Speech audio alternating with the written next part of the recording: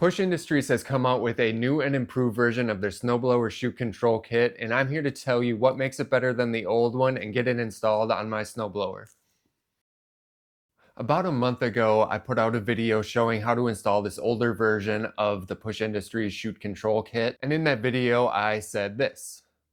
I just noticed that Push Industries has updated this actuator system. And then something really cool happened. Push Industries actually saw the video and shot me an email saying that they would send me out this new and improved version so I could show you guys all the new awesome improvements that they made to this kit. So let's get into it and see what the differences are. Before I get the old actuator off and start installing this new one, there are a couple differences here that I wanted to show you while I have this in a nice, easy place to show. First difference is very obvious right here. You have this really nice boot, and this boot is custom made just for this product. It's not something that they retrofitted from a different product and then just slapped on here just to say that they had it. They actually put time and work into making this fit really nice on here. So you can see the boot is kept down away from where the hardware sits in here. So when this is attached, that boot's not going to be rubbing up against the hardware as this goes up and down. So that's really going to make this last long. And then on the bottom of the unit here, you can see they actually custom fit the boot to go right around this bottom part of the actuator here. And then on this rubber piece, there is a lip in here that's going to prevent the boot from being able to ride up at all on this shaft as it's going up and down. So they really thought this boot through, and it's really what sets this kit apart from others on the market. And then another key difference on this actuator is where the electrical line comes out. On the old one, it might be a little hard to see here, but this is a plastic piece that's coming out of here. And so now that is upgraded to a metal one that's going to last a lot longer. And then also it's coming straight out the bottom. So on this one here, it's coming out of the side a little bit. So it's pushed up against the chute itself, which leaves a little bit of a kink there. It makes that wire run nicely down the snowblower, but it might end up, being a weak spot right there where it's pushed up against the chute. So now it's just out straight down. You're not going to have any bend in that wire to cause any weak points in that later down the road. So that's already some really good improvements, and we haven't even started installing this thing yet. So I'm going to get all of this old stuff off of here and then get installing this one, and then I'll show you some of the other improvements as we go along here. I've got the old actuator taken off of the machine now, so now you can see them again. You got your plastic cord there compared to the metal one there, and you can see how bent that was. So that was really going to put some strain on that cable. So coming out of the bottom like this is a huge improvement. And then for a couple more differences, this is the old wire that ran from the switch down to the connector that I had by the hydraulics. In the old kit, it came with this style of connector, and you would have had to splice it on each end, and that was a little bit extra splices than I think that this needed, so I went ahead and used my own weather pack connector on this. So then I only had the connector on the one end and then this one splice to get to the pigtails for the switch. With this new kit, the connector is part of the wiring harness that you get with the kit. So that eliminates that need for that splice altogether. And so again, all you will need to do is splice in these connectors to go to the switch once you make the wire as long as you need to. And then with the leftover wire that you have, you will make another splice for the connectors to go from the switch to the battery. And then you have these eyelet connectors to go to the battery. And then this kit comes with all of the butt connectors that you will need to make all of that happen. And these are heat shrink connectors, so you'll connect them and then shrink them, and then your connection will be secure from any moisture or contaminants that might get into it. And then this kit also comes with heat shrink to make those connections even more secure. So really have some good upgrades with this kit. And then of course you get the step drill bit like you did in the old kit. And then of course you get the hardware kit. Comes with everything you need to mount the actuator. And there's some really cool upgrades with this, so let me clear away this mess and I'll show you those. So here's the hardware kit all laid out. The really cool improvement is these one-piece standoffs. So in the old kit, you would have this big nut here. So that would get bolted to the chute with a small bolt. And then the actuator would get bolted on. And then they would run the bolts down together. And then they would meet in the middle. And then that would make it so this bolt wouldn't completely tighten onto the actuator. So then the actuator would have the movement that it would need. So that worked perfectly fine, but this system is going to be a whole lot more simple. So you'll just have these brass nuts. So you're not going to have to worry about galling up your stainless steel. And then these are a lock nut, so they're not going to loosen up on you. So yeah, that's just going to make it a whole lot easier to mount this system. And then of course, kit comes with all the zip ties that you're going to need. We already went through the wiring, but you're going to get all your wiring connectors, the fuse that goes on the battery side. And then, of course, you get the switch to run the actuator up and down. And the funny thing is, I actually broke the original switch that came with the first kit that I got, which was not the fault of Push Industries at all. I actually just broke it on my own. So I had to go and get a new switch, which turns out to be the exact switch that they use now. So that's kind of funny. But so I already know that this is a very quality switch. I've been using the same one for at least a month now. So that's very good. Let's quickly show you how to get this thing installed.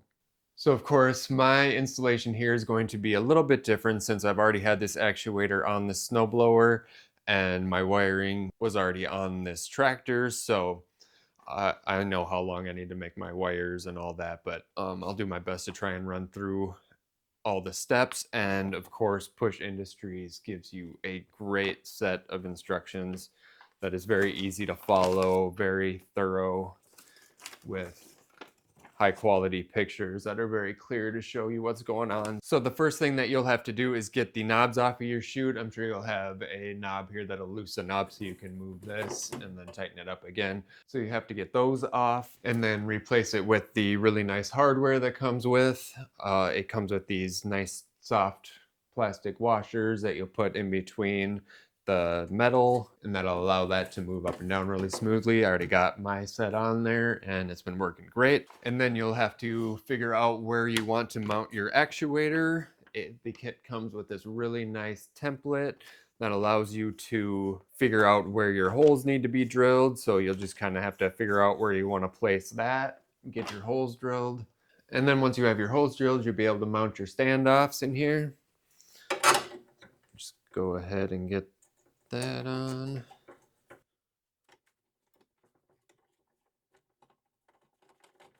So you mount that up on there. You got the brass nut right there. So you can go ahead and tighten that down. This is 1/2 inch hardware, so get that nice and tight.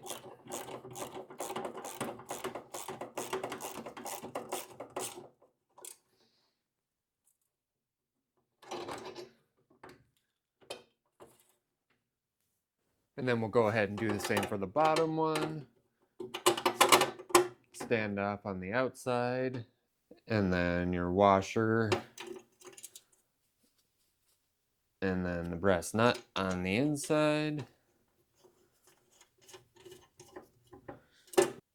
And tighten them down.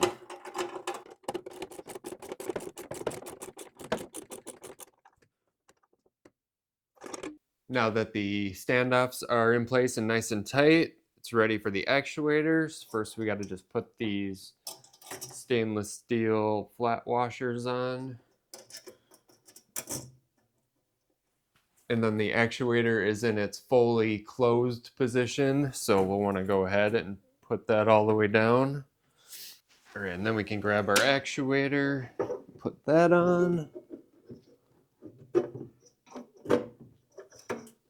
It's a little tricky because I kind of got to slide on at the same time.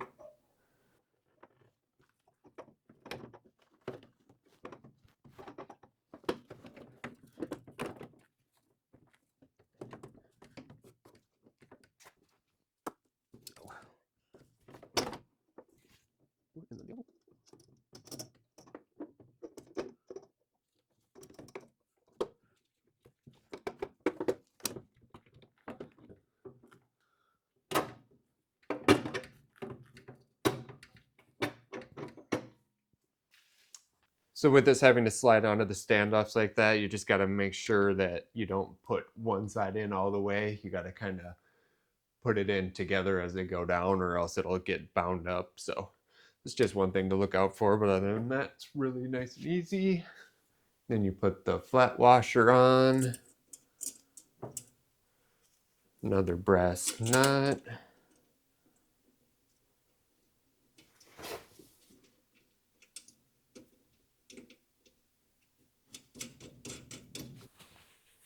And then flat washer, brass nut.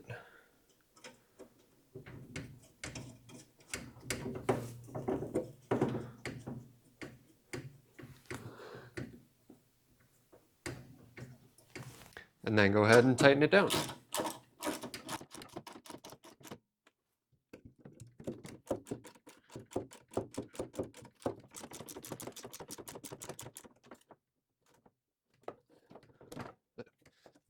Now that's tight and secure on there, ready to be wired.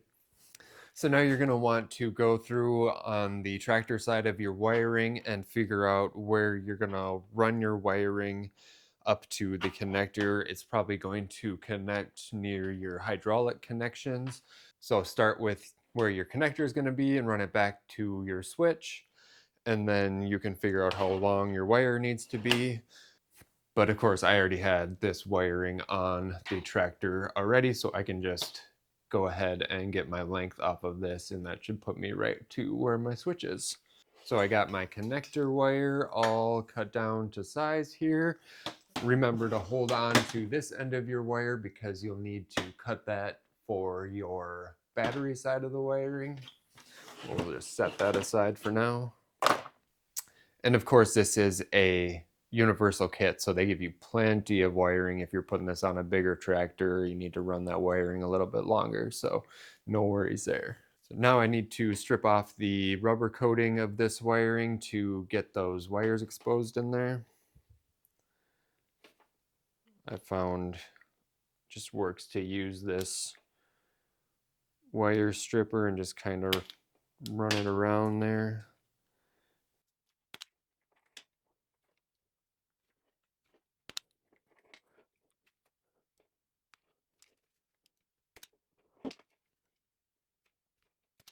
All right. So now I got these wires exposed. I cut a little bit longer off because I'm going to offset the connection. So I'm going to cut this one down a little bit further.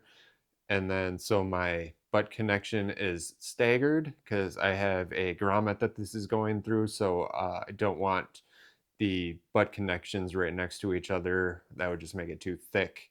So I'm going to offset those a little bit. So I'm going to go ahead. I cut the wire a little bit right there. So I'm going to go ahead and just cut that right there. Now take this really nice wire stripper, get these wires stripped down. There we go.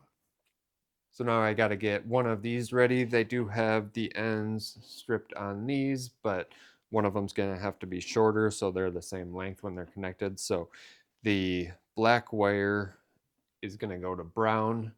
So that one's going to have to be trimmed down a little bit so then it's the same length. So I'm going to get this red wire attached here and then we can figure out how long the black wire needs to be.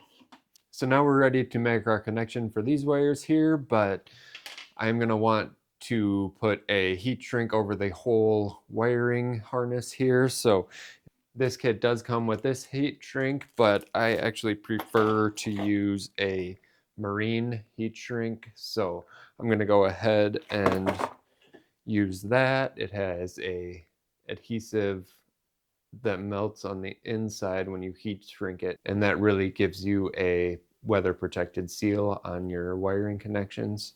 So we'll go ahead and slip that over this whole wiring harness here. All right, now we can get the wiring in there. And then that's color coded, so this is red, so that's the smallest crimp here. So go ahead and make sure you're on just that side of the connector. Go ahead and crimp that down. Nice smashed connection there. That's not going to pull out. All right. And then get these wires all nicely twisted up.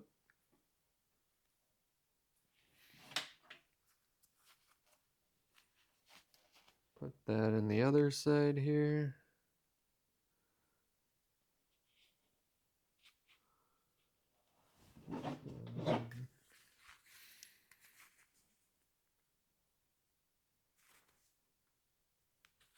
Make sure I push the wire in while I'm crimping so it's in as far as it can be. I'm gonna go ahead and just crimp the rest of this connector down too. Make sure we have a really good crimp on there. There we go. Those wires are nice and stuck in there. And now we want the black and the red wire to end up in the same spot up here. So we gotta hold them up here. And we'll have to cut it right about there. Just hold those together.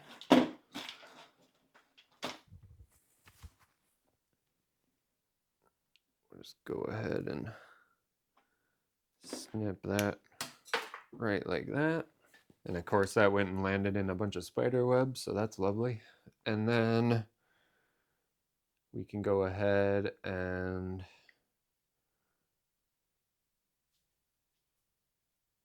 strip. All right, we got our butt connector on there now. Go ahead and give that a crimp. Test it, make sure it's crimped on there nice.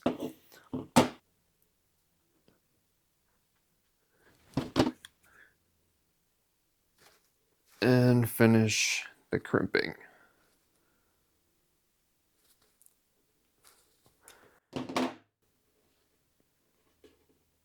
Nice and secure. All right. And now we can go ahead and shrink these connectors down. I need to invest in one of those fancy heat shrink attachments for my heat gun. You know, they have that like curled end on it that you can just slide the heat shrink through, so it heats it more evenly.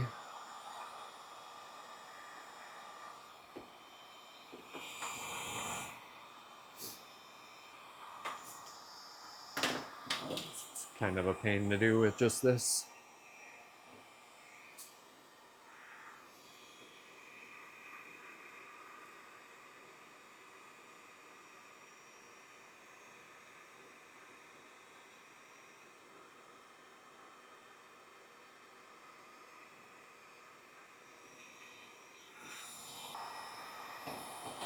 There you go, nice heat shrunk connections there. Now we can go ahead and slide this over.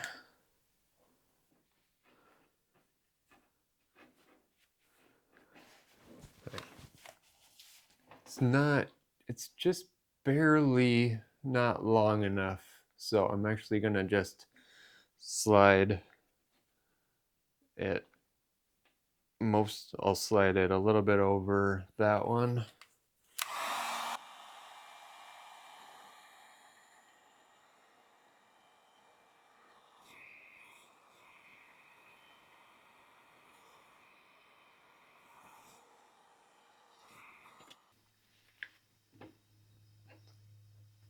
And then I'll just go ahead and slide another heat shrink over the top of that. And that will get me a really nice secure seal on that wiring.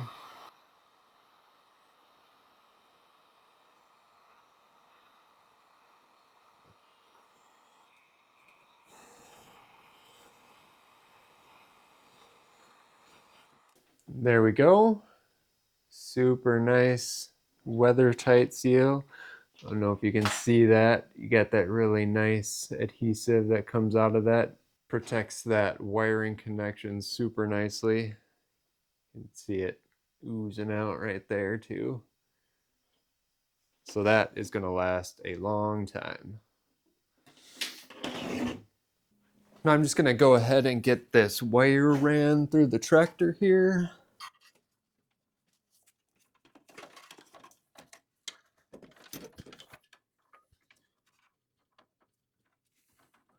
While you're running this wire, just be mindful of where the wire is running so it's not going to be up against any pulleys or anywhere that it's going to get pinched or rubbed through with anything.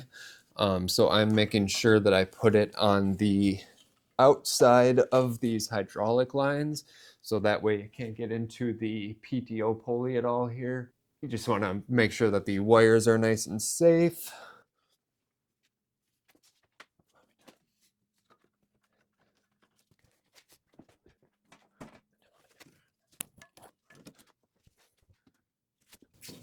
I'm getting hung up on something here.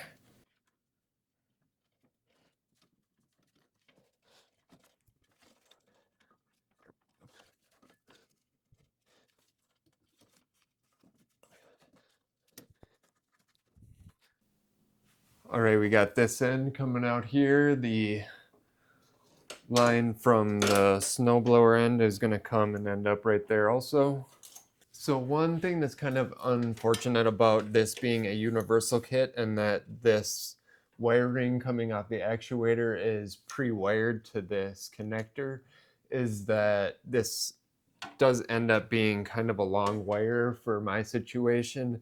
I realized that this could be put onto a bigger tractor or a bigger snowblower so that they need to make this wire longer, but it's not a huge deal. I'll just have to zip tie the excess wire together, but it's just something to be aware of. Because like I said, you're not going to want this wire to get tangled up into anything where it might get pinched or rubbed through or anything like that. So just something to be mindful for. I will just have to wire this excess, or I will just have to zip tie this excess up.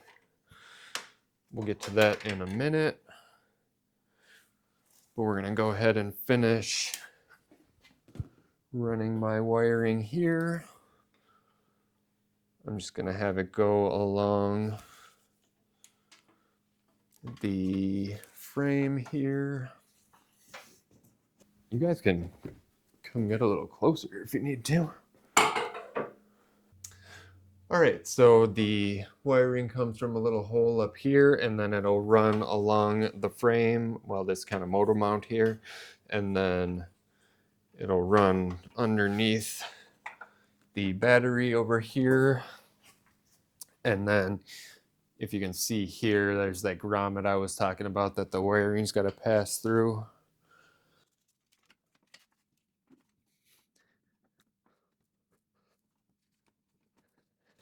So hopefully the connection I made is skinny enough to get through this grommet. we kind of pulled the grommet out there. That's all right. Guess we'll just get wiring through the grommet here. And then we can put that back in place. All right, we just got a little loop in the wire. There we go. All right, we got our wiring pulled through pretty much where we need it. And then I am reusing the battery side wiring. I think I said that earlier, but so that's what that other wiring is here that goes to the battery. That's all hooked up already, so I have it taped off here so it doesn't touch anything metal and then short. But now that we got the wiring through, we can put this grommet back in. Hopefully not too hard.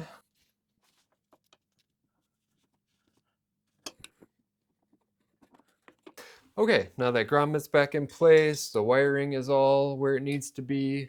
So now I'm going to go back up to the front and then get the wiring from the actuator all zip tied into place, and then we can pull the wiring through tight and get that zip tied down, and then finalize everything as we go to the back here. All right, we're back at the front of the tractor. Here's the hydraulics coming out of the tractor, and then here is the connector from the switch.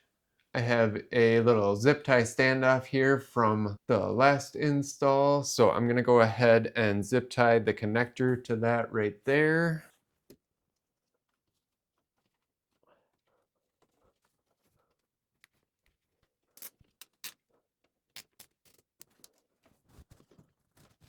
And then we can go ahead and take this protective cap off. And then we can go ahead and attach our wiring from the actuator.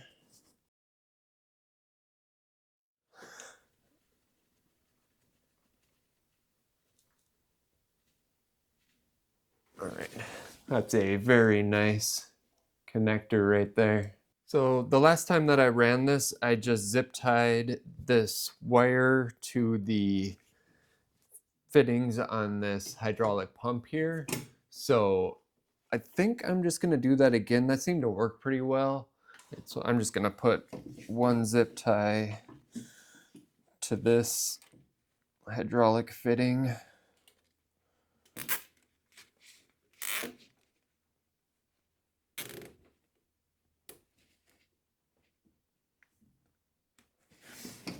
And then that might need to move a little bit, so I'm not gonna make it super tight down there. And then we can take all of this wiring and just kind of run it up towards the chute here. We definitely are going to need a little bit of excess on this side because that of course has to rotate. So I think we'll just leave a little bit down here and then we'll zip tie it to this hole here. Of course.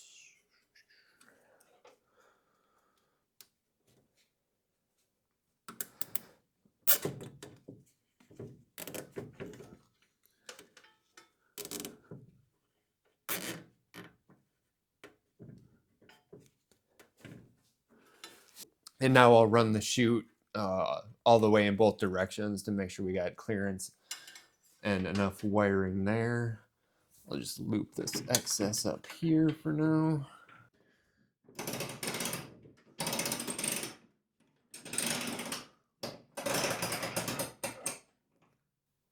So that's all the way right that it can go.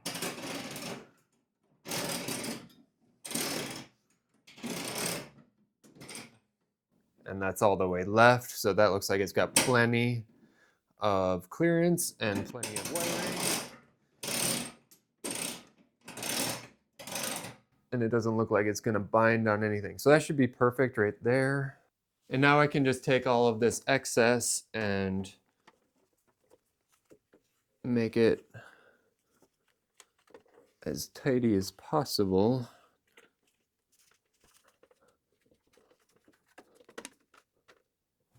think that should be good there.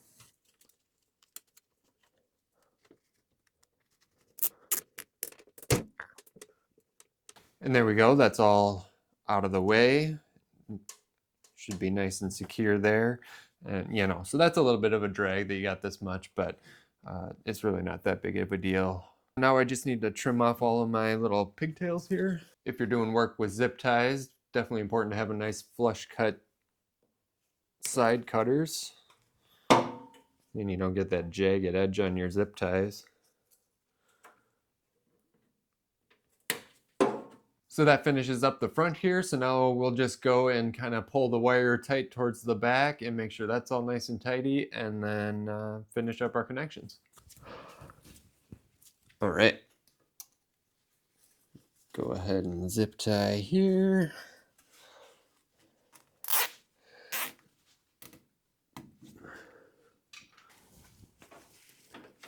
Get that tight, zip tie it here.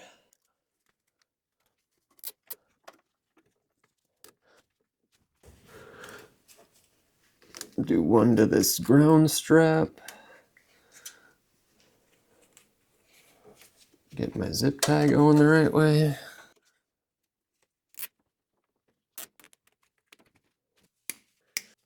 I think that wiring this up is kind of a crapshoot for me. Hopefully I'll be able to help you figure it out, but I'm not sure which way is going to make it go up the correct way. So I'm just going to put these on here the way that they are.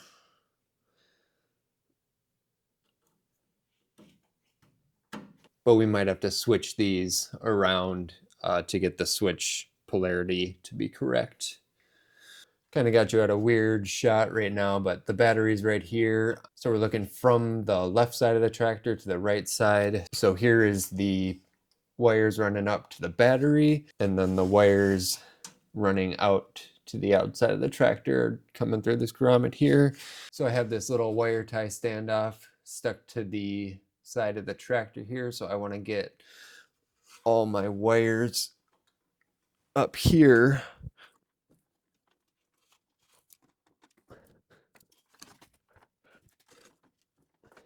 And I want to get them all zip tied to the standoff here, which is proving to be difficult. Not a lot of room to work down here. Sorry for the bad camera angle. Okay, so getting them zip tied to the standoff here will ensure that the wiring does not interfere with any of the moving parts down here. I'll show you in a second.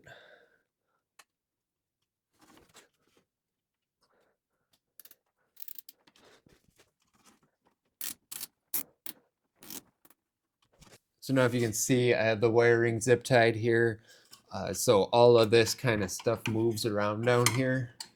So I just want to make sure that this wiring doesn't get into any of these linkages down here. The more we can secure the wire out of the way, the better. And you can see here that I have the battery all connected already. That's really something that you should do last after all of your other connections are done, but I'm lazy and I didn't want to redo it. So we're just gonna hope for the best when we hook everything up. So now that I have it all secure on the inside, I can go ahead and zip tie the wires to this handle here.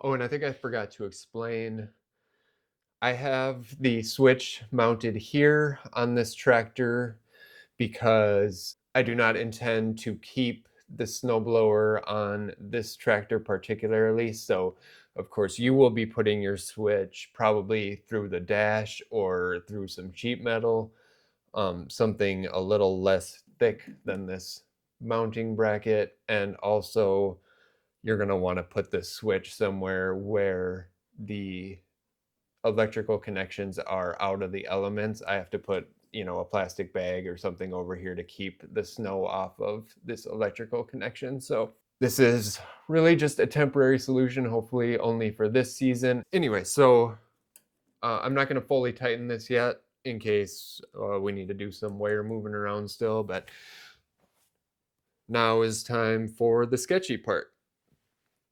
So we're going to go ahead and remove my electrical tape. The positive side goes on the outside terminal and the negative is the inside. So we're going to go ahead and connect that and then connect that. Okay, no fire, so I think we're good. No sparks, we're good. So I think we're good to test this out and hopefully we got the polarity right. All right, here's the moment of truth. Let's see if this works. Nice. I got it right. So sweet.